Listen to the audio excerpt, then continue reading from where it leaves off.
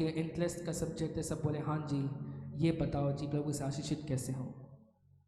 Bible कहती है जब शामुएल ने शाऊल से कहा कि जाके उन लोगों को मार दे दो कि उनने मेरे खिलाफ खड़े हुए, बाइबल कहती शाऊल ने जाकर नहीं मारा कंप्लीटली, बदले में ये हुआ कि वो बचा कर ले आया अच्छी अच्छी चीज़ों को, और परमेश्वर ने उससे कहा कि परमेश्वर का नबी उसके पास गया और कहा कि क्या परमेश्वर इस चीज़ से प्रसन्न होता है कि उसके सामने बलियाँ चलाई जाए या ये कि उसकी बातें सुनी जाए। आमीन। तो सबसे ज़्यादा परमेश्वर पसंद करता है कुछ चीज़ों, तो उनमें से एक है बातों का सुना जाना, और बातों का सुना जाना दर्शाता है वफादारी को। आप किसकी बातों को सुनते मानते हो, जिसके लिए आप वफादार हो, हाँ कि नहीं? मैं क्या हाँ कि नहीं? और जब वफादार नहीं हो तो जो कहता है परमेश्वर क्या फर्क पड़ता है, जो कहता है वचन क्या फर्क पड़ता है। आमीन। सबसे इंपॉर्टेंट चीज है परमेश्वर से आशीषित होने के लिए वफादार होना। आमीन। कहो मेरे पीछे परमेश्वर का वफादार। अब आप सोचो कि बड़ा सिंपल है जी, हम ऐसे कैसे वफादार हो जाएंगे? हम प्रार्थना करेंगे, हम वफादारी को दिखाएंगे। खैर खैर खैर, बाइबल कहती है कि तुम मुझे नहीं जानते ना तुम मेरे भेजने वाले को जानते हो। फिर बाइबल कहती है मत्ती 26 समाचार के अध्याय में, अगर तुम अपने शारीरिक पिता का आदर ना करो तो आज जिसको तुमने देखा भी नहीं स्वर्गीय पिता, तुम उसका आदर कैसे करोगे? आपको समझ में आ रहा है कि नहीं चर्च? बाइबल क्या कहती है कि अगर तुमने जो तुम्हारे आंखों के सामने जो तुम्हारा पिता है क्या तुम्हारी माता है, अगर तुम उसका आदर ना करो तो फिर तुम उस परमेश्वर का आदर कैसे करोगे जिसको ना तुमने कभी देखा ना तुमने उसको कभी, अगर परमेश्वर से बात की हो तो सुना है, अगर नहीं की है तो नहीं सुना है। हालेलुया। बेसिकली बाइबल जो चीज ये दिखाना चाह रही है कि तुम जो शरीर में करते हो ये दर्शाता है कि तुम परमेश्वर के साथ भी वही चीजों को करोगे। अगर तुम शरीर में आदर करोगे तुम आत्मा में भी आदर करोगे। अगर तुम शरीर में वफादार रहोगे तो तुम आत्मा में भी, जब तुम स्वर्ग पर जाओगे तब भी तुम वफादार रहोगे। और अगर तुम शरीर पर नहीं हो तो स्वर्ग पर जाकर तुम ये नहीं बोल सकते नहीं जी वो शरीर की बात अलग थी, अब हम आपके साथ स्वर्ग में हैं, अब हम ऐसा करेंगे। कैसा हो सकता? हाँ क्या? या फिर क्या ऐसा हो सकता है कि आप अपने बच्चे की फीस कहीं और दो, उसको किसी और स्कूल में भेज दो? अगर ये सारी ही चीजें असंभव है तो आप कब इस चीज को समझोगे चर्च कि मैंने उस चीज पर बने रहने की जरूरत है जो परमेश्वर ने मुझे दी है? क्योंकि आपकी आंखें आपको धोखा दे सकती हैं, आपका मन आपको धोखा दे सकता है, लेकिन जब आप उस चीज़ को पकड़ोगे जो परमेश्वर ने आपको दी है, वो कभी आपको धोखा नहीं देगी। इसलिए लोग आज रिलेशनशिप में जाते हैं, धोखे को खाते हैं। क्यों? क्योंकि परमेश्वर ने नहीं दिया। हाँ कि नहीं? हाँ। इसलिए हस्बैंड वाइफ होते हैं, एक दूसरे को धोखे दे रहे होते हैं तो कि परमेश्वर ने नहीं दिया, तो कि अपने मन की इच्छा पूरी करनी थी, और जब खो गई मन की इच्छा अब धोखे खा रहे हैं। अब बेहतर क्या होता कि वेट करते, अपने आप को कंट्रोल करते कि हाँ जी खुदाबंद देगा, फिर जब खुदा देता तो आप आशीषित होते। हाँ, मैं हर बार इस चीज़ के अगेंस्ट में हूँ, कभी इन चीज़ों के लिए जल्दबाजी ना करें, क्योंकि जल्दबाजी करोगे बाद में खुद भी परेशान हो जाओगे, तुम्हारे आपके बच्चे परेशान हो जाएंगे, आपकी लाइफ परेशान हो जाएगी क्योंकि आपने जल्दबाजी की। हाँ खैर ये भी मेरा विषय नहीं है। कितने लोग आज मेरे साथ हैं? हाँ कि नहीं?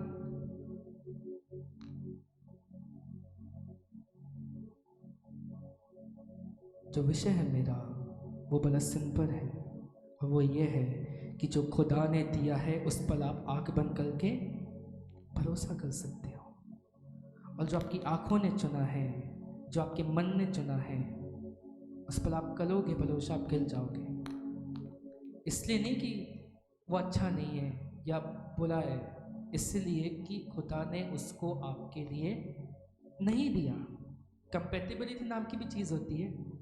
हाँ,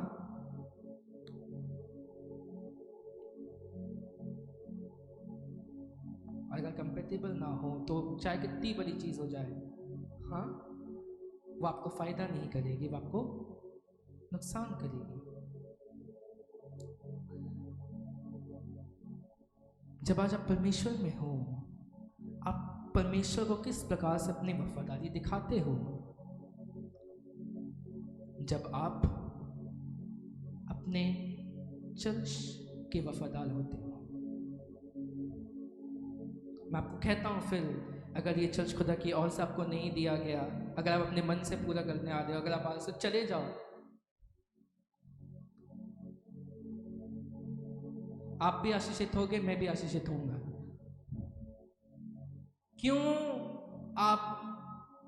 क्यों आज लोग ठोकर खाने वाले हों? क्यों आज लोग ठोकर खाएं? मैं आपको फिजिकल और स्पिरिचुअल दोनों पहलू हैं इस चीज़ के कि क्यों आपने एक जगह रुकने की, टिकने की, वफादार रहने की ज़रूरत है। पौलुस कहता कि तुम्हारे शिक्षक बहुत हैं, लेकिन तुम्हारा आत्मिक पिता मैं हूँ। फिर पौलुस कहता कि अंत के समय में लोग अपनी कानों की खुजलियों के कारण उपदेशक चुन लेंगे।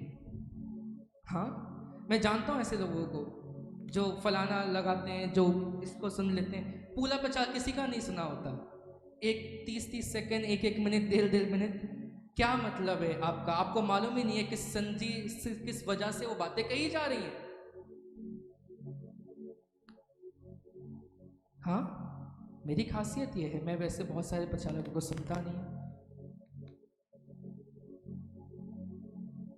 कुछ लोगों को मैं सुनता हूँ, और जब मैं सुनता हूँ तो मैं 50 सेकंड, 30 सेकंड, ज़्यादातर मैं किताबों को पढ़ना पसंद करता हूँ। लेकिन जब मैंने सुनना होता है तो मैं साला सुनता हूँ। कई प्रचारक के मेरे पास, मेरे पापा के पूरे मैसेजेस हैं, और भी जितने लोग हैं उनके मेरे पास पूरे 1-1, 1.5, 2-2, 3-3 घंटे के मैसेज हैं।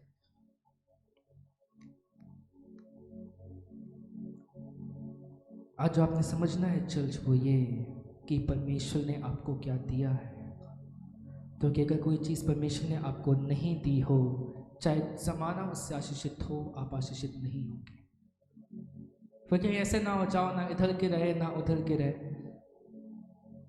हाँ, जो ना यहाँ से कुछ प्राप्त करने वाले। क्योंकि बात है, अगर आप आत्मिक पहलू समझें तो विश्वास चेंज हो जाता है। ठीक है, मान लो व्यक्ति विश्वास करता है मैं खुदा से आशीषित होऊंगा, फिर मैं उस कलीसिया से आशीषित होऊंगा जो परमेश्वर ने मुझे दी है। अब लोगों को लगता है कि नहीं, अब वहां जाएंगे तो आशीषित होंगे। आप समझ लें, विश्वास चेंज हुआ, और जब विश्वास चेंज हुआ ना, काम यहाँ से होगा तो वहां से तो वैसे नहीं होगा, क्योंकि खुदा ने वो लिखा नहीं। आप समझ रहे हैं कि नहीं? दो चीज़ें बाइबल कहती है। पहली चीज़ ये, हाय उस पर जो ठोकर खाए, और दूसरी चीज़ ये, हाय उस पर जो ठोकर का कारण बने। दोनों की दिक्कत है। सुनो, खाली चर्च आशीषित करना, ऊपर ले जाना बहुत आसान है, सिवाय इसके कि उन लोगों को साथ रखें जो ना इधर के और उधर के। और मुझे मालूम है आप लोग वो नहीं हो। मैं आपको बता रहा हूँ, अगले संडे हम इस चीज़ को कंटिन्यू रखेंगे। लेकिन एक चीज़ समझना, और इस चीज़ को लिख के रखना, कि अगर खुदा ने मुझे ये जगह दी है तो मैं यहीं रहूँगा। मैं आशीषित भी होऊंगा, मैं चंगा भी होऊंगा, मैं फ्रूटफुल भी होऊंगा, मैं भी बढ़ूंगा, मेरा चर्च भी बढ़ेगा, और हम सारे मिलकर आशीषित हो रहे होंगे। हाँ, जो लोग इधर उधर भागते हैं, खुदा ऐसे डंडे देगा उन्हें, वो उधर ही उधर ले जाएंगे। और मैं आपको सच कह रहा हूँ, ये बात मैं आपको सच कह रहा हूँ। मजाक समझते हैं आज लोग परमेश्वर को। क्या खुदा का मजाक है खुदा कि इधर चले जाओ, उधर चले जाओ, जहां मन चाहे वहां चले जाओ? मैं आपको रोकने वाला कोई नहीं होता, लेकिन जो बाइबल कहती है वो तो मैं आपको बताऊंगा। अगर कोई आपके पास दोबारा आए कि हाँ जी फलाने के पास चल, फलाने के पास चल, भगाना उसको अपनी लाइफ से, क्योंकि वो ना खुद एक जगह का है, ना वो आपको एक जगह का लेने देगा। आपको समझ में आ रहा है कि नहीं? चर्च वफादारी बढ़ी है कि पास्टरों के नाम बने? क्या मैं बढ़ाऊं कि खुदा बढ़ाए? काम यहाँ भी हो रहे हैं, काम वहाँ भी हो रहे हैं, हर जगह काम हो रहे हैं जो सच्चा कलीसिया है। ठीक है, आपको किस वसीले खुदा ने चुना? हाँ, मैं किसी पास्टर के अगेंस्ट नहीं हूँ, मैं सिर्फ आपको ये समझाना चाहता हूँ कि टिक के जाओ एक जगह तो आशीषित होगे, वरना कहीं से आशीषित नहीं होगे, क्योंकि वफादारी बड़ी है। अगर आपको लगता है कि आप कहीं और जाके आशीषित हो जाओगे तो चले जाओ, कोई प्रॉब्लम नहीं है, मत आओ, लेकिन मेरे लोगों को ना भरमाओ। ये पर नाल चल, पंजाबी में बोल रहा हूँ मैं, साथ चल। हाँ, अपने दिलों को आपने थामने की जरूरत है, कि आपका आंखें कहेंगी फलाना भला, आपका ये कहेंगे कोई भला नहीं है सिवाय परमेश्वर के। हम सारे उसके क्या हैं? सेवक हैं, हम बस उसके कामों को कर रहे हैं। और मैं फिर कहता हूँ मुझे कोई जेलसी नहीं है, कुछ नहीं है, अपने जाना है जाओ, यहाँ आके भरमाओ, बकवास बातें ना करो, तू भी चल, तू भी चल, तू भी चल, क्योंकि ये बातें हुई हैं। अब मुझे बातें करनी पड़ेंगी क्लियर होके। हाँ, क्योंकि आप समझ नहीं रहे हैं। आप सबके लिए मैं प्रार्थनाएं करता हूँ, आंसुओं को बहाता हूँ। कई बार खुदा आपके नामों को बताता है, मैं घुटनों पे जाता हूँ, आपके लिए प्रार्थनाएं जाता हूँ। जब पास प्रार्थना होती है मैं आपके लिए प्रार्थना करता हूँ। कौन प्रार्थना कर रहा है आपके लिए? जो आपका पास्टर है, जो आपको जान रहे हैं। हाँ, कौन कर रहा है कि कोई और कर रहा है? हाँ, जाके भी कोई फायदा नहीं, तो कि वो आपके उनके वो है नहीं, तो उनकी प्रार्थना नहीं लगेगी नहीं, और मेरी प्रार्थना से वो खुद लगने नहीं देगा। सुनो, इससे निराशा होती है, उदासी होती है, कलीसिया का माहौल खराब होता है। क्यों इतनी जगह खाली है? क्या खुदा ने जगह को नहीं चुना? ये वही लोग गए जिनको परमेश्वर ने ब्लेस किया, जो बचाए गए, जो चंगे हुए, जो बली जो मरने की हालत पे थे, और आज वो कहाँ पर खड़े हैं, और आज उन्हें लगता है कि उनके पैसों से वो कुछ भी कर सकते हैं, या अपने मन से कुछ भी कर सकते हैं। तो क्या खुदा काम करेगा? कहाँ से खुदा काम करेगा? क्यों खुदा काम नहीं करता?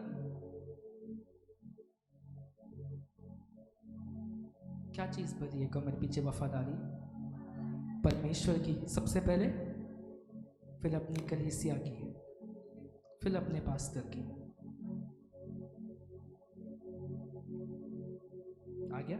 सारे पास्टर अच्छे हैं, सारे पास्टर ब्लेस्ड हैं, लेकिन खुदा ने आपको किसको दिया? कुछ सोच के ही दिया होगा ना, कि ऐसे ही दे दिया। हाँ जी, हवा चली उधर, हवा चली उधर, हवा चली उधर, हवा चली उधर। मैं फिर कहता हूँ, दिल, आग सब धोखा देने वाली चीज़ है। एक ही चीज़ परमानेंट है, वो है यीशु। यीशु ने दिया जो, आमीन। क्योंकि अगर आप समझ गए इस बात को, आप खुद भी बनोगे, ये चर्च भी बनेगा यीशु के नाम से। और मैं विश्वास करता हूँ कि आज जो आपने सुन लिया है, आप समझ चुके हो, आप बनोगे यीशु के नाम से। भविष्यवाणियाँ पूरी होंगी यीशु के नाम से, उसके अद्भुत काम पूरे होंगे यीशु के नाम से। आमीन। मुझे लगा था मैं इस चीज़ को बचा के रखूँगा अगले हफ्ते के लिए, लेकिन खुदा ने मुझे अलाउ किया कि मैं इस चीज़ को आज बोलूँ। मुझे बड़ा बोझ है इस चीज़ के लिए, तो कि हर एक विश्वासी के लिए हमें दुख उठाना पड़ता है। बाइबल कहती है, पौलुस ने कहा, मुझे जच्चा की सी पीड़ा होती है। जच्चा की सी मतलब जो बच्चा देतेताई महिलाओं को होती है, एक एक विश्वासी के लिए। हाँ, तीर्थ यात्रा करने नहीं निकल जाना, तो कि तीर्थ यात्रा होती नहीं है। हाँ, खुदा ने यही दिया है। आप इमेजिन करो, आज क्या है? पहला संडे है, आज प्रभु भोज है कि नहीं? क्या इम्पोर्टेंट है? परमेश्वर अपने चर्च का प्रभु भोज कि क्या?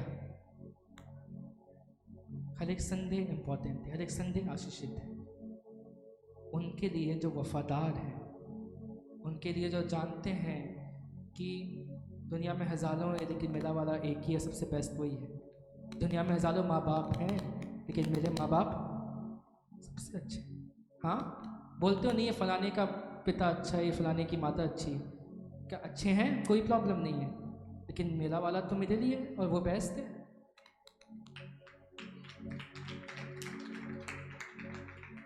क्यों तुम अपने चर्च को, अपने पास्टर को और परमेश्वर को दुख देते हो अपने मन की गलती?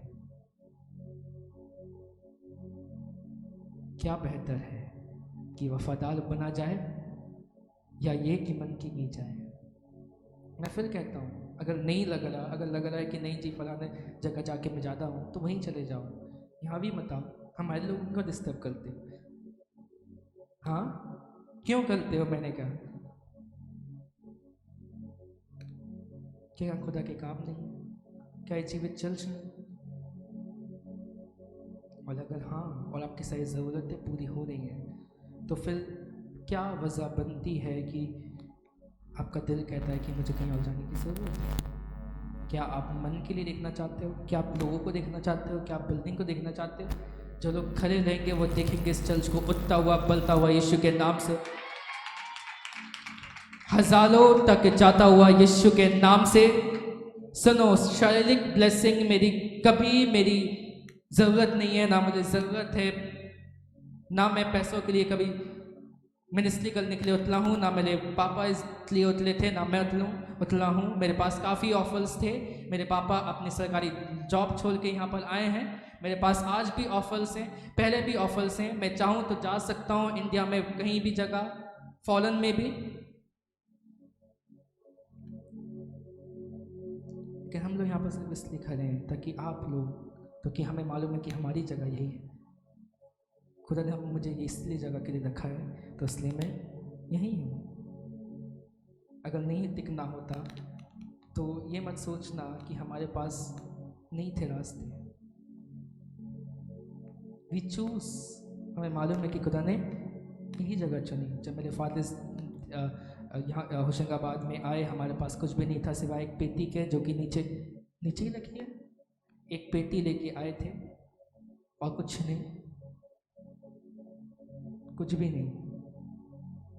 2 लोगों से हमने सेवकाई को चालू किया, कलीसिया बहुत बड़ी। फिर कुछ वजह से और कुछ लोगों की वजह से जो डिस्टर्बेंस मैं पहले देखता था, वही डिस्टर्बेंस मैं वापस से देख रहा हूँ। और इसलिए मैं कह रहा हूँ, स्ट्रिक्टली चुन लो, आना है अच्छे से आओ, विश्वास रख के आओ, ना तो ना आओ। क्योंकि मुझे किसी के दशवांश की भेंटों की भूख नहीं है। मुझे खुदा का काम करना है और खुदा का सुसमाचार फैलाना है। ऐसे नहीं होगा। क्योंकि चर्च की जिम्मेदारी किसके पास है? मेरे पास है। तो चर्च के फैसले भी किसने लेने हैं? मुझे ही लेने हैं। आप समझ रहे हैं कि नहीं? मैं किसी को नीचा नहीं दिखा रहा। देखो, आपने भी किसी के बारे में कुछ सोचने की, दिल में रखने की ज़रूरत नहीं है, ठीक है? बहाना मत बना लेना कि हाँ जी अब तो हम बोलेंगे इसके खिलाफ या उसके। खुदा ये काम करने वाला नहीं है। सिर्फ इतना समझना कि मैंने अपनी लाइफ सही रखनी है, बाकी उससे मुझे फ़र्क नहीं है। खैर, आने वाले टाइम पर आप देखोगे, आने वाले 1-2 साल में मैंने एक बड़ी चीज़ प्लानिंग की है आप सभी के लिए।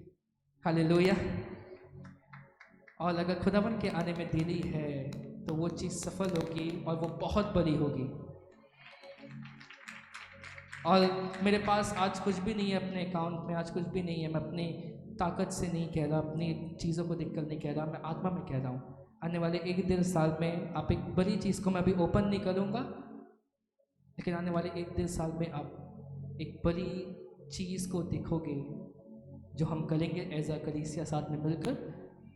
और उसके बाद आप बड़े रिवाइवल को देखोगे जो कभी देखा नहीं क्या पूरे MP में यीशु के नाम से। खैर, उसके लिए आपने ज़रूरत है कि आप प्रार्थना में लगे रहें, विश्वास में बने रहें। खुदा